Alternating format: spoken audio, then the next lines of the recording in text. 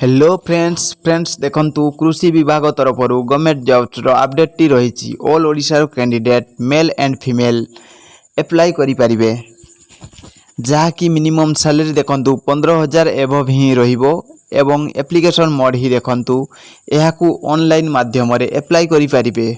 तेबे आसंतु जानिबा एहाकू आपण माने केमिति अप्लाई करि परिबे, एज लिमिट कोन रहिथिबा दरकार, एहारो एजुकेशनल क्वालिफिकेशन डिटेल्स कोन रहिछि, सही परि एहारो सिलेक्शन प्रोसेस कोन रहिबो, सही परि एहारो सिलेक्शन प्रोसेस कोन सब रहिछि, कोन सब रहिबो, एही परि समस्त डिटेल्स जानिबा एही वीडियो माध्यम रे।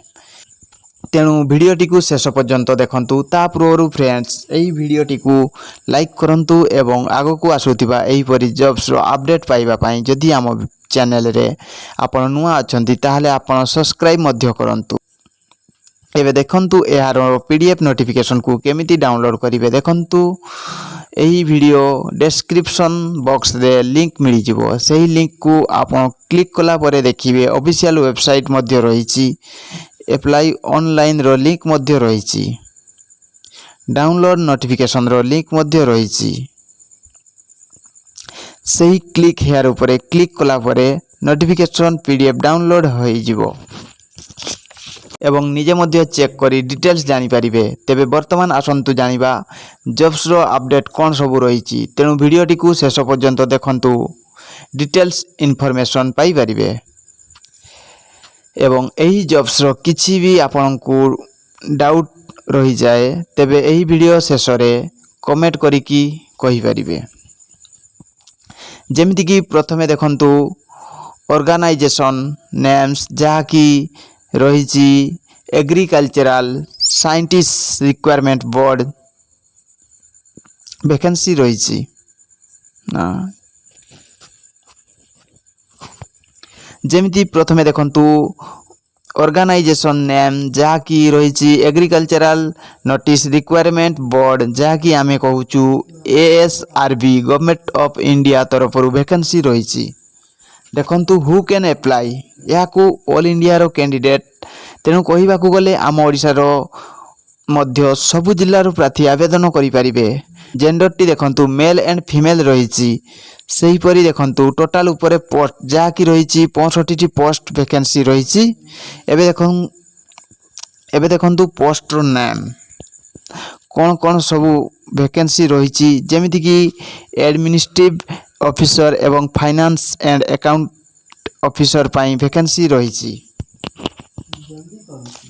एबे देखंतु पोस्ट रो नाम कोन कोन सबु वैकेंसी रहिछि, जेमिति कि एडमिनिस्ट्रेटिव ऑफिसर एवं फाइनेंस एंड अकाउंट ऑफिसर पाई वैकेंसी रहिछि। सही परि देखंतु ऑनलाइन रे स्टार्ट डेट जदि आमे देखिबा तेबे देखंतु गत 23 जुलाई 2021 रु ऑलरेडी स्टार्ट होई सारिछि।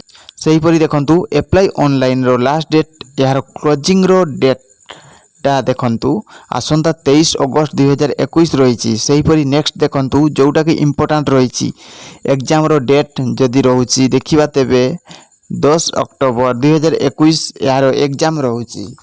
सही परि नेक्स्ट देखंतु ऑफिशियल वेबसाइट रहउछि www.asrb.org.in जहाँकि आपण वीडियो डिस्क्रिप्शन लिंक देइछि, आपण चाहिए देखि पारि। सही परि देखंतु एज लिमिट बयस सीमा जदि आमे देखिबा तेबे प्रथमे कैलकुलेशन डेट ता कहि रखुछि 23 अगस्त 2021 सुधा देखंतु कैंडिडेट रो मिनिमम एज ता रहउछि 21 वर्ष रहउछि। सही परि कैंडिडेट रो मैक्सिमम एज ता रहउछि 30 वर्ष रहउछि। तेणु कहिबाकू गले जेउ प्रार्थी 30 वर्ष भितरे रहुचंती याकू अप्लाई करिबाकू एलिजिबल होई परिबे। सही परि सैलरी डिटेल्स देखंतु मिनिमम सैलरी रहउछि 15,600 रु स्टार्ट हेई कि 39,100 मध्य पर मंथ सैलरी रहिबो। एबे आसंतु जानि नबा वैकेंसी पाई जने प्रार्थी रो कोन सबु एजुकेशन क्वालिफिकेशन थिले याकू अप्लाई करि परिबे। देखंतु क्वालिफिकेशन टा रहिछि The candidate must be a graduation and not less than 50% of is mark। ଯେଉଁ ପ୍ରାର୍ଥୀ ଗ୍ରାଜୁଏସନ୍ କରିଥିବେ ଏନି ଷ୍ଟ୍ରିମ୍ ଆର୍ଟ୍ସ ସାଇନ୍ସ କିମ୍ବା କମର୍ସ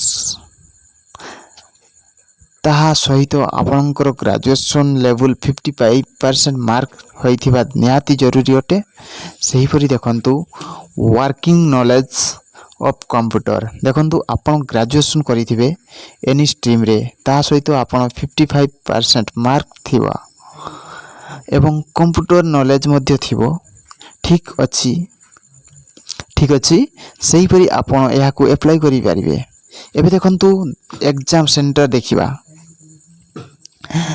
ଏକ୍ଜାମ୍ ସେଣ୍ଟର ଦେଖିବାକୁ ଗଲେ ଆପଣଙ୍କ ସେଣ୍ଟର ଆସିବ ଭୁବନେଶ୍ୱରରେ ହିଁ ଆସିବ। ଏବେ ଦେଖିବା ଆପ୍ଲିକେସନ୍ ଫି ମଧ୍ୟ କେତେ ରହିବ ତାହା ଏବେ ଆମେ ଜାଣିବା। ପ୍ରଥମେ ଦେଖନ୍ତୁ ୟୁଆର୍ କିମ୍ବା OBC EWS ମାନଙ୍କ ପାଇଁ 500 ଟଙ୍କା ଫି ଲାଗିବ। ଏହା କେବଳ ଆଡ଼ମିନିଷ୍ଟ୍ରେଟିଭ୍ ଅଫିସର ଭ୍ୟାକେନ୍ସି ପାଇଁ ହିଁ ଲାଗିବ ଏବଂ SC ST ଫିଜିକାଲ ହ୍ୟାଣ୍ଡିକ୍ୟାପ୍ ମାନଙ୍କ ପାଇଁ 20 ଟଙ୍କା ଫି ଲାଗିବ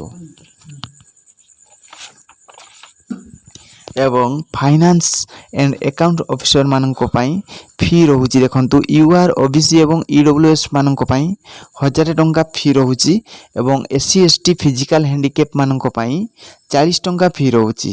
ତେବେ ଫ୍ରେଣ୍ଡସ୍ ଏ ତ ଥିଲା ଆଜିର ଭିଡ଼ିଓ। ଯଦି ଆପଣଙ୍କୁ ଏହି ଭିଡ଼ିଓ ଭଲ ଲାଗିଥିବ ତାହେଲେ ଆପଣ ଲାଇକ୍ କରନ୍ତୁ, ସେୟାର କରନ୍ତୁ ଏବଂ ସବସ୍କ୍ରାଇବ୍ କରି ବେଲ୍ ଆଇକନ୍କୁ ବଜାଇ ଦିଅନ୍ତୁ, କାରଣ ସର୍ବପ୍ରଥମେ ଆପଣଙ୍କ ନୋଟିଫିକେସନ୍ ଆପଣଙ୍କ ପାଖକୁ ଯିବ।